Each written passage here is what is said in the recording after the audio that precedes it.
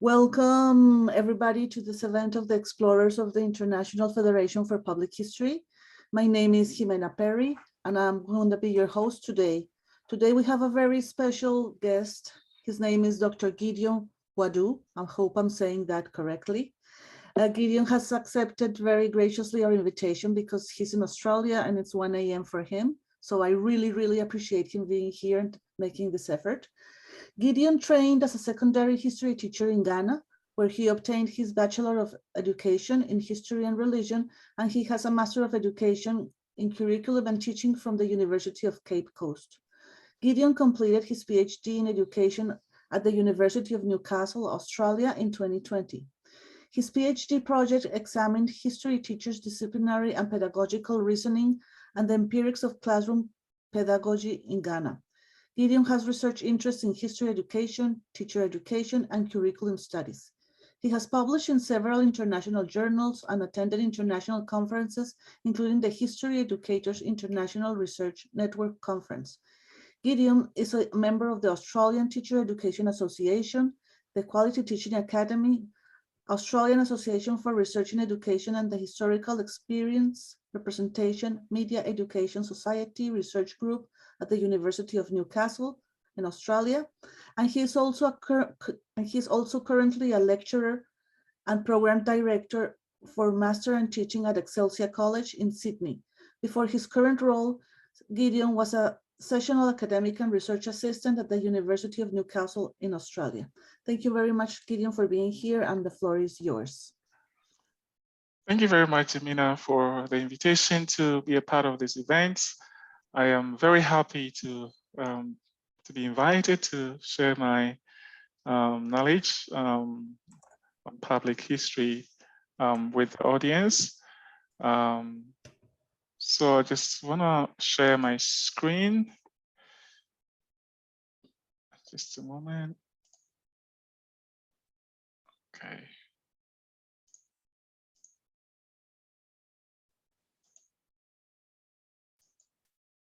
Great. So today I want to focus on exploring the missing links between history education and public history in Ghana.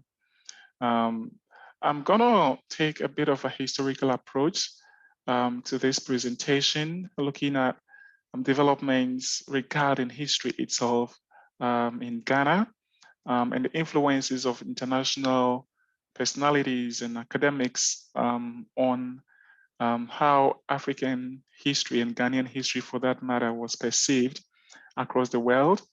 And then I'm going to establish links to how that westernized or European idea of African history influenced Africans' conception of themselves and their own culture and history. And then I'm going to link that to historical reawakening, where people became conscious of their own histories, and then connect that to recent developments in Ghana that sort of conveys and shows people's consciousness about their own history. And then link it to classrooms, see what is happening to history education in the classrooms, and compare that to public understanding and consciousness of history. And so I'll begin this presentation by talking about where Ghana is located. So for those of you who may not know where Ghana is located located in West Africa, as you can see. So this is the global the map of the world. But you can see Ghana in a red dot in the western part of Africa. And then if you zoom in, you see Africa proper. And then you can see Ghana in that red square in the western part of Africa. And then when you zoom in again, you see Ghana. So this is the map of Ghana that shows the various regions and administrative areas where the country is administered from. So this is a snapshot of Ghana, but I also have a few facts that I wanted to share about Ghana. So Ghana is a former British colony. So Ghana gained independence from the British in 1957. And as you can see, Ghana was first African nation south of the Sahara to obtain independence from British colonial rule. Formerly, Ghana was known as Gold Coast. The name was derived or given by earlier European merchants who chanced on lots of gold and were interested in trading in gold, and so they called it Gold Coast to represent the major trade commodity that they found on the coasts of Ghana. Ghana is home to 6 major ethnic groups and over 100 languages and dialects. So it's a relatively multicultural country. And then it's really known for its peaceful democratic governance. So Ghana is often described as the beacon of Africa's democracy. So there's a few facts about Ghana as a way of introduction. So let's zoom in on the main issues. So some background issues about Africa and Ghana for that matter. Issues about history of Africa is often deemed to be a recent development. And this owes to the fact that in Western circles, history is often compared or aligned or equated with written history.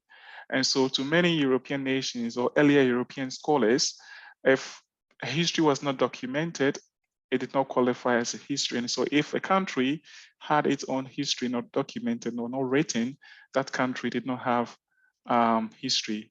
And so this Eurocentric ideology was very much known across the world.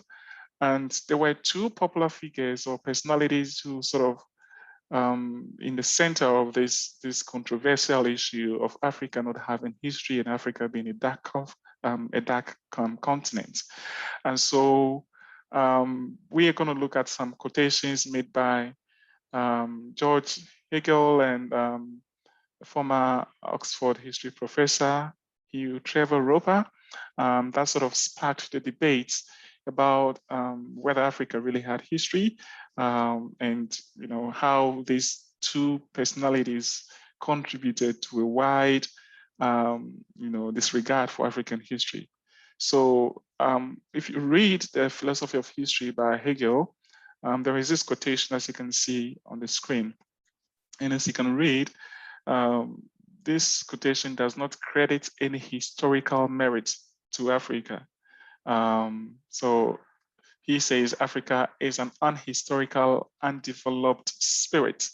And so for someone like Hegel, who was respected and is still respected, to have made this statement, of course, there are a lot of people that are going to take this statement on its face value and not really delve into the issues to actually understand what Africa is and the culture and history of Africa. And then in 1963, during a public lecture, Hugh Trevor Roper made another statement that, there is no history about Africa to teach. The only history there is the history of the Europeans in Africa, which is an unfortunate statement. And as we'll see later, I think in the next slide, Africa, prior to the contact with the European nations, had its own history, had its own culture. And so for him and for these 2 personalities to have said that was a huge sort of point that people took, and so affected the credit that people would have ordinarily given to African history. So before the 15th century, many indigenous cultures in Ghana had their own ways of recording and making known their past and their history. Okay, so it might interest you to know that the first European contact with Ghana was in the 15th century. But prior to this time, indigenous nations, indigenous states, kingdoms in Ghana had their own ways of recording their own history. History was a lived reality. It was an everyday aspect of the people's lives. So the culture conveyed the historical past of the people, the everyday practices that the people engaged in was history in itself. They lived history. History permeated every aspect of their lives. And there were several ways of also passing down the historical account, the development and events in communities. So this was done mostly through oral accounts, often also through traditional music, drum beats, folk tales, and other art forms. So these ways of communicating history are still being used today because they still carry value. They still hold much of our history. So if a historian, for instance, today wants to conduct history into a particular group in Ghana, they can never do away with oral sources because that's the very core of our history. So the fact that this history was not written and remained in oral forms meant that to some Westerners or some Western historical thinkers, there was no history. But then history cannot be limited to what is written in the books. There are far more histories that are not written than those that are documented in books. And so to limit our understanding of history to what has been written is a huge mistake. Okay, and in Ghana, present day cultures and some groups have a lot of their histories unwritten. Okay, there are some cultures whose histories are still in oral forms and are still transmitted orally. And historians have yet to investigate a lot of issues that pertain to several traditional groups in Ghana. One of the issues that have been pivotal and that have taken space in contemporary historical debates and writings has been the confrontations with the Europeans, the struggle for independence and the aftermath of the independence, the political tensions and the development of democracy. These have occupied the attention of a lot of historians, but there are still indigenous communities whose history are yet to be written. And so we're talking about history in Ghana and history in Africa. Oral history still plays a critical part of what history means for us. And so I was going to show you some examples of how history was retained, passed on, and shared with the younger generation. So I gave an example of drum beats. So we have talking drums. These drums are used often in the present day and in the days of old, were used to communicate information to people, to convey information, especially when there is an enemy who didn't understand the language of the people or how the drums could be interpreted. This could be used to send information to the members of the community who understood the drum to be aware that, for instance, there's an enemy around. So there were different purposes that the talking drums served. Folk tales were also one means of sharing information where the elderly would share their knowledge of history to the younger generation. And we had symbols and arts, as you can see in the third image, that also convey some deep historical messages to us. Okay, so for instance, the symbol of the hand looking backwards means that whatever we've left behind is important and we should go for it. So locally we call it Sankofa. It's called the Sankofa symbol, and it points to the importance of historical traditions in the present, the fact that we can't totally ignore the past, but we should incorporate the past in our understanding of the present in order to secure the future. I was going to show you a short video of how the drum beats were used. You see a video of how a drummer is trying to convey a message using the drums. And it's a very short video, which I would like to show you. So I may have to share that screen with you, but just give me a moment.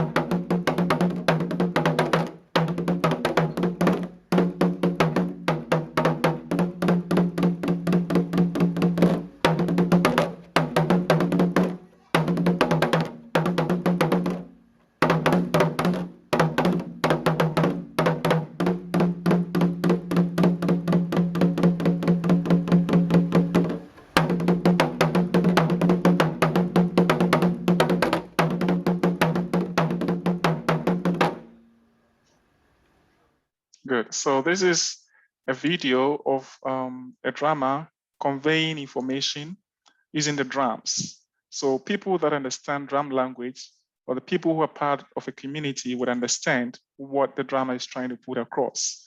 Okay, so this was one important way of preserving knowledge and making that knowledge available to the younger generation. So that was just an example. So let's look at how history took shape, or how history, became known. The status of history during the pre-colonial era. So we talked about the fact that the Europeans had first contact with Ghana in the late 15th century. So before Ghana became an official colony, we sort of lived side by side with European merchants who initially focused on their trade in gold and other important items. But later, these merchants established schools. Schools were foremost established in the castles. So when they came, they built castles along the coast, which was a major trading post for their gold trade, and also later became a trading post for slaves. So you can see an image of a section of the Cape Coast Castle that served as a trading post for gold and later for slaves. And so there was the introduction of a Western type of education, and it began with what we call the castle schools. They are so called because they took place in the castles, and education was made available to the children of those merchants and other rich African merchants. So that is where schooling started. The Western type of education attacked and challenged many of indigenous cultural practices of Ghana. And many of our practices were deemed as backward in light of European and Western culture. And this, to some extent, affected how local indigenous people saw themselves, understood themselves, and even had self-esteem. So it affected their self-esteem to some extent.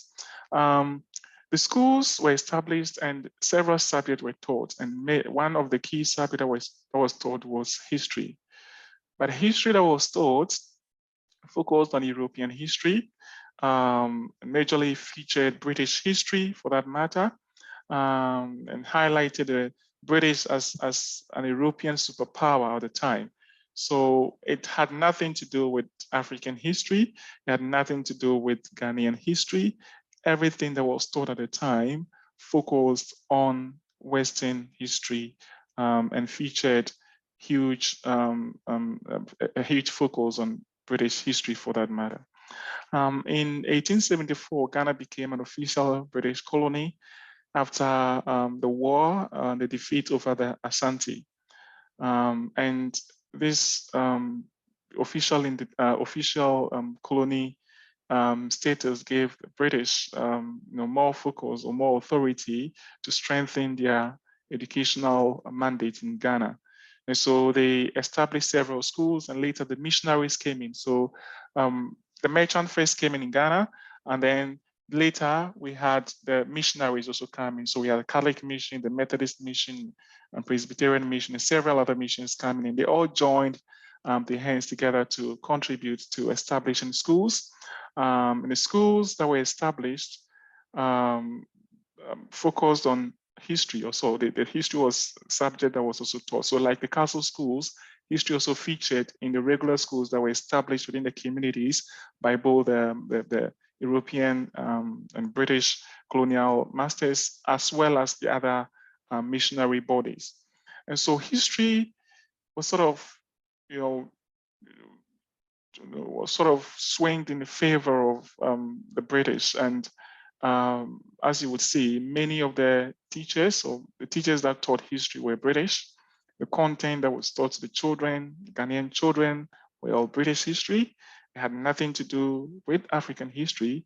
And this eroded the people's mentality and robbed them of their own, an opportunity to study about their own culture and history. And aside from the teaching of history in schools, there were also books written on history. So as you can see, by 1874, about 16 historical books had been published on Ghana by British authors. I call them pseudo-historical books because the content of those books had nothing, correct about Ghana. So they were informed by people's ideas, people who had no sound knowledge of African culture, of African values, of African history. So the authors of those books, did not understand African culture. And so the books that they wrote actually carried little historical merit for Ghana and for Africa for that matter.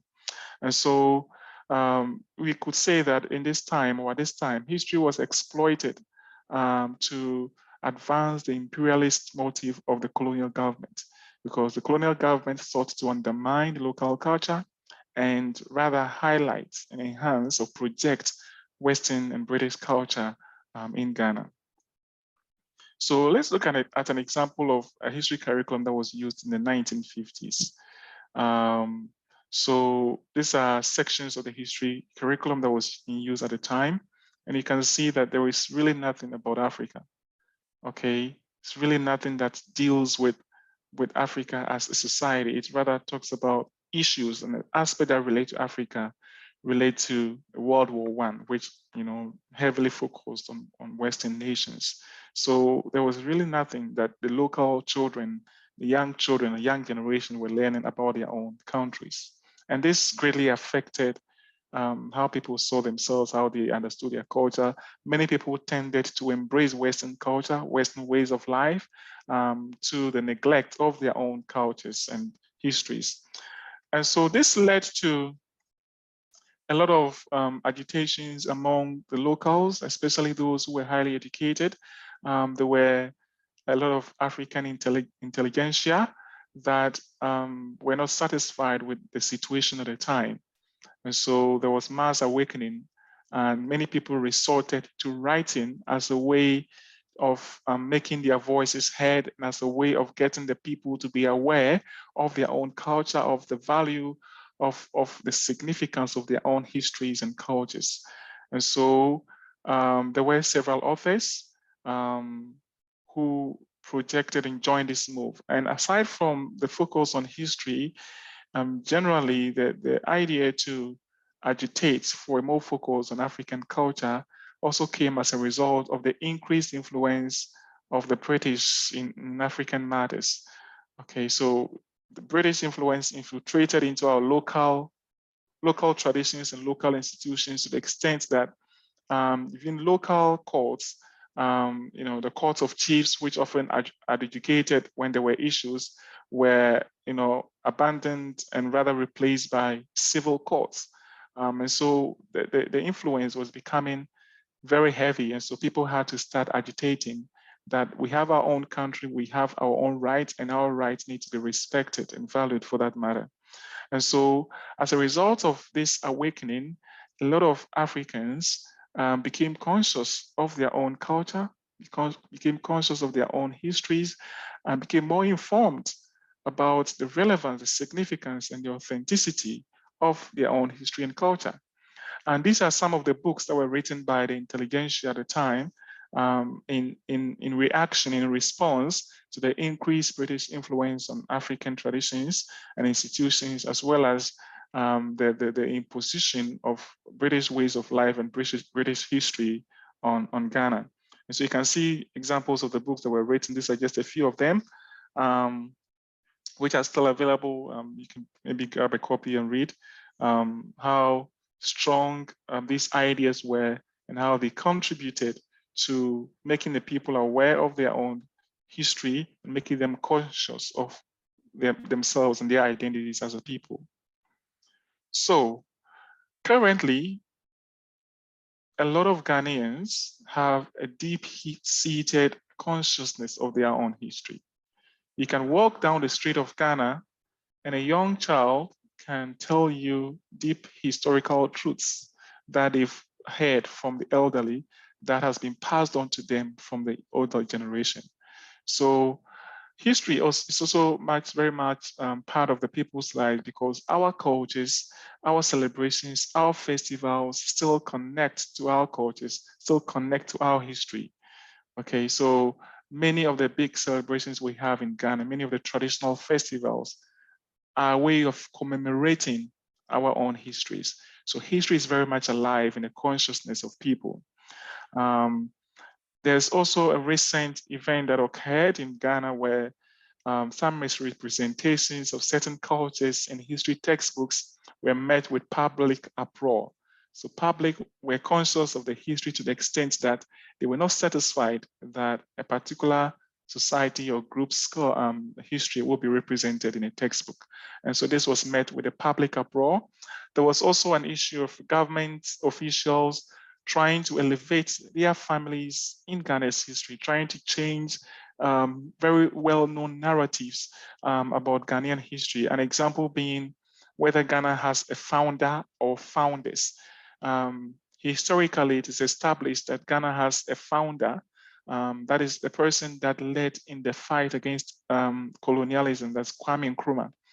But now this recent government is trying to say that no, Ghana didn't have a founder, Ghana has founders. And the reason for that is that they want to incorporate their family members, the role of their own family members, highlight their role or elevate their role in Ghana's history. This goes against the well-known fact that Ghana has a founder, and the public have been engaged in debate as to the role of Nkrumah and as to whether Ghana had one founder or multiple founders. So it is something that is being debated, and the public are consciously aware of that. We also have a practice in Ghana that was instituted by, I think, the past three governments in Ghana, whereby every Friday is declared as a traditional Friday. So mostly people going to work on Fridays would wear their traditional attire to display their cultures. So there is that measure of, a Western type of dressing and a local type of dressing. That idea was brought up to make us conscious of our own tradition, even within an increasingly modernized and westernized world. And so you can see the image on the screen. This image was captured this year in 2021 of a media station displaying culture on a particular Friday. So these are, 21st century people or persons showing, and identifying their own cultures through dressing on public TV for everybody to know. So there is that clear consciousness of people about their own culture. And recently there was the Year of Return in 2019, which was instituted by the current government to mark the 400th anniversary of the arrival of the first African slaves in Jamestown in Florida.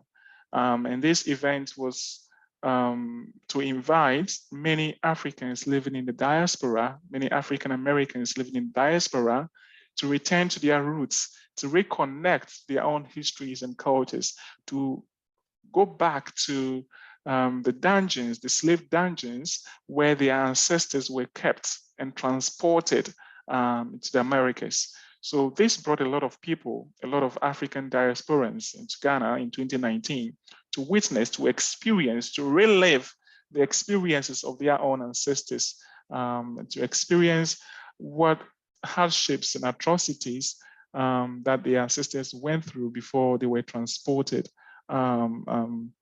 during the slave trade into the Americas. And so the Year of Return did not only mean something for the African Americans, for the locals, for Ghanaian people, it also reignited their consciousness about their own history. And the fact that the castles that were used as a major trading post for the slave trade are still existent conveys a deep and important message about the transgenerational effects of the slave trade on the people's consciousness. And so to many Africans, to many Ghanaians living in Ghana, constant visits to those slave castles and slave dungeons increase their consciousness as Africans and makes them aware of their own identities as a people and make them stand firm against any colonial domination, any external imposition of imperialist force that might undermine their own powers and authority as a people. So there is that clear consciousness among the people in Ghana. So I put in here some news articles about happenings, recent happenings that highlight people's consciousness about history in Ghana. And the first one is people's discontent about the president changing well-known facts in Ghana's history. So people are dissatisfied about the fact that the president is trying to distort the nation's history. The second image talks about how certain aspects of a particular ethnic group's culture has been misrepresented in a poem, in a history textbook. That is also something that drew public uproar. And the last image talks about the year of return, which attracted thousands of African Americans living in diaspora, and also presented an opportunity for Ghanaians living in Ghana to also rethink, to regain their consciousness about their own identities and consciousness of their historical status in the world and in Africa. So if a lot of Ghanaians and Africans for that matter are conscious about their history, why and how could it impact on history in our classrooms? So despite the public awareness and consciousness of African history and of Ghanaian history, there still seems to be some disregard for history as a discipline. So it appears to be that, yes, I'm aware of my history, I'm aware of my identity as a person, as an African, as a Ghanaian, but I don't want to study history. I see no merit in studying history. There's no financial, attraction that comes with studying history in schools. So many people are drawn away from history. And recent government have focused on STEM education at the expense of the humanities and history for that matter. So there's little funding for historical research. Public history as a discipline is not something that is well established in Ghana. Universities don't have public history departments. And so it is an area that is less developed. But given that this public has, heaps of understanding and consciousness about history, it would have been expected that this consciousness would translate into positive attitude towards history. But this is not the case. And so you can see a news article that I also drew from the web that talks about a very popular Ghanaian historian, Professor Edu Boahin, who was described by his family as being broke when he was alive. So this talks about the value, the financial value that people attach to history, that even if you study history, you'll go broke. And even if you study to the highest level as a professor, you wouldn't still make enough. And so this sort of serves as a disincentive for people that may want to study history, and rather actually pushes people away from subjects such as history in our schools. And universities have very few numbers of history students, and our senior high school or high school classrooms are also competing and struggling to even maintain numbers in our schools. So in our schools, and I just have to give a brief background information here, that in Ghana, until 2019, history featured only at the secondary school level. So there was no history at the primary school level.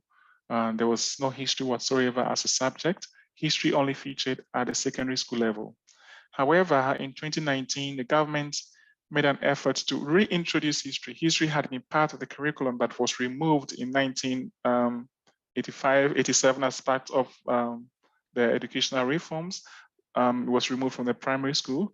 But in 2019, the government decided to reintroduce history. However, this history that was introduced to the primary school was introduced at a time where teachers had not been prepared to teach history. So you are working to promote history in some way, but actually causing huge damage, because teachers that you expect to teach history never have a background in history. They've not been trained to do history, and they've not been trained to teach history. So instead of actually preparing the grounds and preparing teachers to be competent enough to teach history, they rushed to introduce the subject. However, despite the introduction of history at a primary school, the government decided to remove history from the junior high school. So in Ghana, we have the primary school system, we have the junior high school system, and we have the senior high school system. So it was expected that having introduced history in a primary school, history will continue to be a subject at a junior high school level and then continue in a senior high school level. However, history has completely been ignored in the junior high school level. So it leads to the question, why would you introduce history in a government in a primary school level and not allow students to study history continuously in the junior high school level? So it raises concerns. So for a long time, history has been an elective subject at the senior high school level. History has been classified as an elective general arts subject. So together with other subjects like economics, government, geography, those subjects come together to form what is called the general arts. And so if you look at enrollments in history over the years, as you can see in the statistics, the numbers given in the table, this is a bit dated, but it also reflects current trends. You'll see that even though there is an increasing trajectory of the numbers of students that enroll in history, if you compare it with other subjects, history actually falls below those subjects. And these are all general arts subjects. If you compare history to other subjects, business subjects, such as commerce, history cannot compare because there are way large numbers in those subjects than they are in history. So it points to the fact that history is gradually losing its place. So despite a clear public consciousness of what history means for Ghana, there is no focus on maintaining and retaining history within our schools. And there is limited government support for schools. And my current research in Ghanaian schools show that there is scant resources. Teachers don't have the materials to teach. There are limited professional development opportunities. The curriculum is overcrowded with unnecessary detail. So it is all serve as a disincentive to teaching of history and to the learning of history. Many history teachers feel even ashamed to identify as history teachers because the subject is really undermined in the public. It is not seen as an attractive, subject, which often serves as a demotivating factor for people to even identify with the subject publicly. And so this is the state of history in schools. And this is a missing link. So you have someone or the public, a general public that is increasingly conscious about their history, but at the same time, disregard history. We have a government that is seeking to project their own families into the history of Ghana, but are doing nothing. They are doing very little to sustain history in schools. So that is the missing link between the public consciousness of history and the state of history education in schools. So what can be done? Governments need to really sit up and be sensitive to issues about history and history education. It is important for investment to be made in history, for teachers to be prepared to specially teach a subject, for history to be a core subject across the school sectors in Ghana. Okay, if we continue like this, there's no way we can have a future generation that is strongly concerned and strongly knowledgeable about their own history and not ashamed to identify with the subject. Okay, so public education about the place of history in school curricula. So public should also understand that it is right for someone to want to be a medical doctor and yet study history. It is right and allowed for someone to want to be an engineer and yet study history. In fact, history should be a part of every discipline. If every profession that you want to be a part of, history should be a part of it, because history is a very foundation of all those disciplines. And there should be a clear focus on the study of academic, an academic study of public history. Like I mentioned before, public history is not a discipline that is well grounded in Ghana. It is not a clearly established research area. Universities do not yet have departments dedicated to public history. And I'm sure that if a clear focus is given to the study of public history, it would help, perhaps improve the attitudes that we have towards history in schools. And funding opportunities could also be made available to higher education providers into schools to facilitate the teaching of history, also to also encourage many people to get into history. The pre-tertiary curriculum is an important part of this move. The government should really support the pre-tertiary school levels to also have a strong footing in history. If history is strongly studied at a pre-tertiary level, then we can be assured that many people would also be studying history at a higher level. So it is important for all these measures to be put in place to ensure that history is sustained and retained, and that the link between public consciousness of history and the actual study of history in our classrooms is actually bridged and made more the gap should be bridged and made less impactful or less disturbing. So we can conclude by saying that the fact that there is an increase in public consciousness about history gives some hope that perhaps in the future we could have a more positive attitude toward history. Should governments and relevant stakeholders, providers and institutions work together to enhance the place of history in our schools, I'm sure that public would automatically having, the fundamental or the baseline consciousness of history would also be interested and would also maybe transform their current negative attitude towards history to positive one. So it's important for cooperation to be established for public sector and the government sector and the private sector to work together to ensure that history is sustained. And it's also important to ensure that public education is maximized, is actually boosted to help people understand the importance of history in our schools, and not just limit the understanding of history to just a mere consciousness of the historical fact of their nation.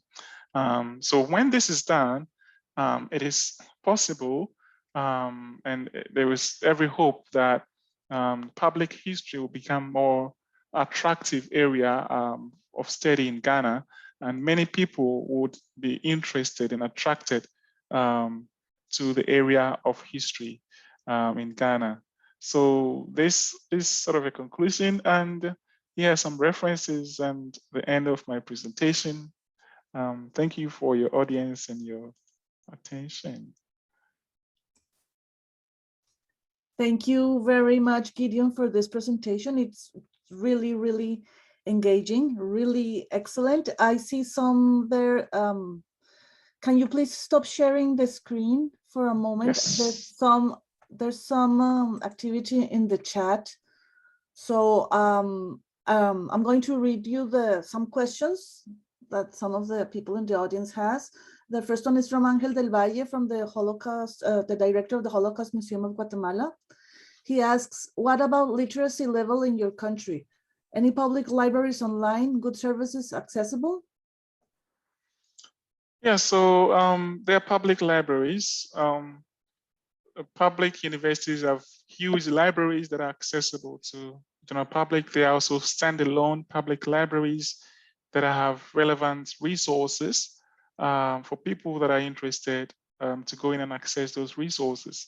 Online materials are a bit limited. We don't have a lot of digital materials, and that could be a challenge, but it's something that could be improved given that the world is becoming an increasingly digitized world. And so to me, there's really no excuse for anyone that is interested in history to not learn about history or know about history, because resources abound in public libraries. And interestingly, there are libraries that have been built recently which are not being used.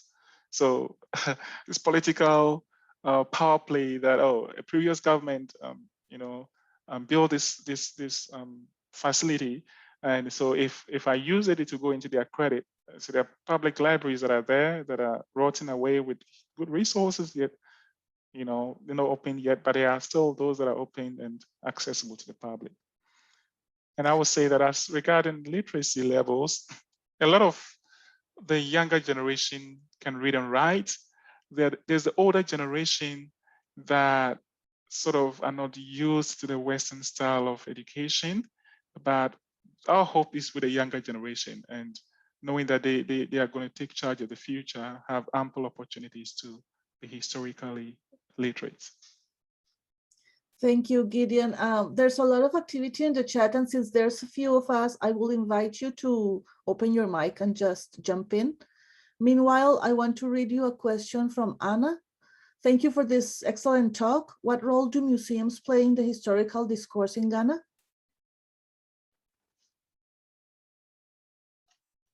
Sorry, can you repeat that question? What role do museums play in the historical discourse in Ghana? Yeah, so museums are a part of our history. They are a core part of our history, and most of our historical artifacts and essential historical facts are kept in those museums. I mentioned the castles. So the castles, aside from serving as a tourist site for people that are interested in the slave trade, also contain some relevant, important historical items in the museum, museum-like features. They are national museums, but people often patronize them for tourist functions and not for educational functions. And so that has been the problem. And given that the public are generally interested in history, they will just go there to know what happened, to be reminded of what happened, but not really be interested in studying, analyzing those materials, those evidence, investigating the reason behind the happenings and all that. That is the missing part. So the lack of attention and interest in historical research itself is a huge disconnect. Thank you. I'm going to read David Dean's question. Thank you, Gideon. I'm really struck by the disconnect of public consciousness on the one hand and declining interest in history in schools. Why did the year of return not stimulate greater interest in learning about history in schools? That's a good question, David. That's a question that I've also been struggling to understand. because seriously, if you look at the fact that generally people are aware of history, and yet they have this sort of not so much of a positive attitude towards school history. It's interesting. The year of return did a lot for history. It reignited a consciousness, like I explained, but again, there was also a political dimension to it. There was some desire for the government to score some political points for bringing people in to boost the economy. So there was also a focus on the tourist dimension of it. So increasing the tourism aspect of the tourism sector of Ghana. And so even though there was some connection to public historical consciousness, the actual focus, I would say, the most obvious and overt focus was on economy, on tourism, on just bringing people in to boost the economy. So yes, there's some connection that we can make to the public consciousness, but the government really didn't focus on how that could actually boost and improve history education in schools. Well, thanks. So there's no curriculum connection whatsoever with the year of return then? There's no curriculum connection as yet. The new curriculum was developed for the primary school recently, but it didn't include anything on the year of return. No, there's nothing explicit about the year of return. Maybe future curriculum might mention it, but for now, it's something that came in a passing, and I don't know if it's ever going to happen again. But I think it's really it's a good initiative that could be really capitalized and expanded to really boost the study of history, I believe.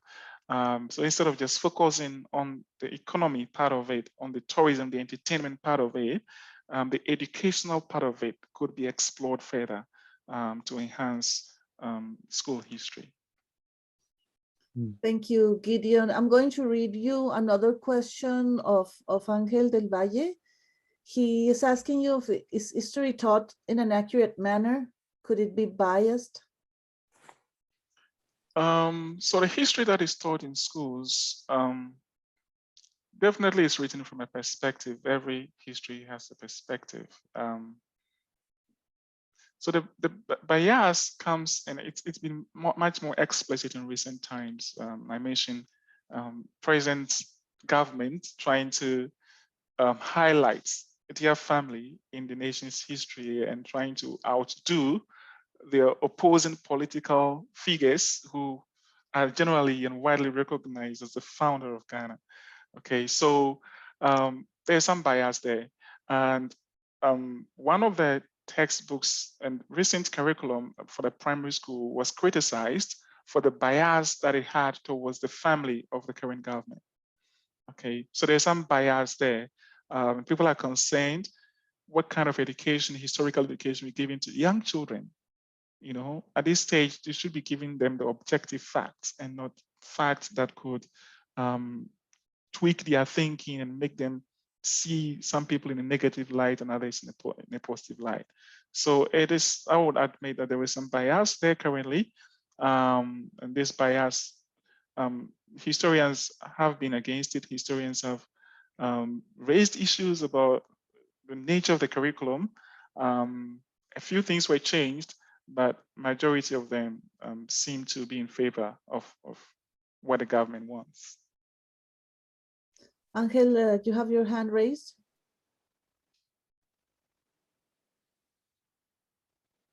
I think you. Yes, I do. Sorry, I didn't want to take so much time, but just my comment. First of all, thank you so much because, well, we, as you know, teach the Holocaust, which is a very complicated issue that goes and generates many topics like racism, like genocide, like violence, like bullying, all these things. But best as historians, we know that history, teaching history builds identity, you see, and builds love for your country and feeling proud of it, you know. And also it is a way to like a defense method, you know, to protect yourself and your self-consciousness, you see. And even though we are a world apart, thousands of kilometers of separation, we are concerned. I mean, what you're saying, as we know, UNICEF and the United Nations says, if anything happens in Ghana, it should, you should feel concerned in Guatemala or in the United States or in China. You know, we are human beings. We are very strong on those points, you see. But thank you so much. I hope really that in some way we can provide some net or some support in order to make history important, because we better than ever know how important history becomes. And public history is definitely necessary in the world, not only in Ghana, but of course, what you are saying to me, it gives me a lot of concerns, you see. But thank you so much. Thank you, Jimena. Thank you very much. Thank you, Angel. Gideon, I have a question. It's a question that builds in what David was mentioning about the curriculum itself. Have you noticed in your research like any kind of positive change or advancement in the curriculums itself related to the teaching of history in Ghana? I would say that there's not been a lot of change. For the curricula that I've studied in school, the curricula that was used before I studied history, there's been minimal changes. The curriculum that was used before my time was only different because at my time, only one topic had been taken away. And that was a topic that related to an ancient civilization in Axum. That was the only topic that had been taken away. But everything else remains same. And the history curriculum has not really witnessed massive revamp for several years. And so since things are changing, it's also about time the curriculum is, looked into. And the fact that it's not been looked into for a long time also speaks to the focus on history. And let me tell you, people don't care about it. The curriculum that I used at the time was used previously, but then they just made some minor changes, in terms of assessment and all that, but not really the core content. The content is been the same predominantly. Really no change. I'm talking about the high school history curriculum, because the primary school one was just introduced a few years ago, and yeah, we'll see how that one goes. But for her high school, there's not really been a lot of changes. Yes, I asked because currently I'm teaching a class named Non-Western Civilizations that could be like anything.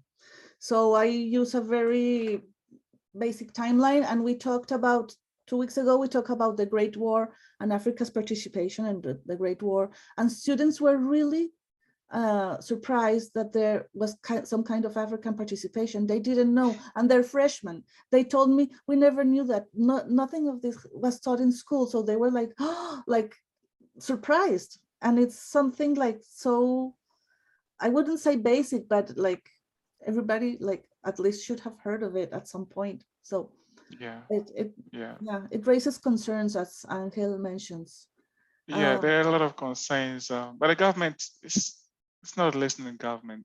People have written, there are a few historians that have written, they've made petitions to the government, but they're just not listening. The focus really is just scoring political points, and as far as it favors the government, retains them in power, and the fact that the public does not really care about history in classrooms, really nobody really cares. A lot has been written. Personally, I've made some recommendations in my research, but nobody cares about it. So yeah, we can continue writing in the hope that a more sensible person would take them up in the future. So yeah, we are still motivated to write and to contribute to the discipline as much as we can. We do care. We do care, really. Yeah. Is there any other comments or questions for Gideon? I would only have one comment. This is just a comment. I was very shocked by the 2 quotes you used at the beginning of your presentation. I'm always shocked about those things also coming from Latin America, former colony, like how is possible that people refer to other people like that? And it also surprised me that bringing it to current history, like still there are people that negate others' history and points of view, and that's just a comment. It's always that's something that always surprises me. And also, how could they deny, for example, something like the transatlantic trade that was like, it's just a comment. I think what's really frightening is just how recent Trevor Roper was. I mean, this was 1960s. And I remember hearing a debate between Trevor Roper on the one hand and Terence Ranger, who was a great champion of Africa, having history before Europeans arrived, who wrote the book with Hobsbawm. And that debate was very vigorous between Terence Ranger and H. Trevor Roper. But yeah, it's well, as you say, I mean, some of those attitudes are still with us today. I just have one silly question. Well, it's not a silly question, but it's about, well, actually 2 little observations. I'm reading a book on Mandinka dance in Gambia, and it's saying that the djembe, the drums themselves were messages. So not just the sound, but the decorations also told stories. So I wondered if you could could you expand on that? Because I was really struck by that clip that you showed. but I wondered about that. And just my silly observation is that it's fascinating that you have traditional Fridays. We have casual Fridays here in North America. And I just think that's such an amazing connection with your past to dress in traditional dress, and a conversation you have within yourself about your identity. And that is about history. That's public history, you know, on people's bodies, basically, and their choices they're making. So I just, was really struck by that. Yeah. So the drums themselves are messages. The size of the drums speaks of the authority. So every culture is different. I don't know much about drumming in Gambia, but in Ghana, the drum that I showed you is called the etumpan. Locally, we call it etumpan. It's a talking drum. It's used to communicate.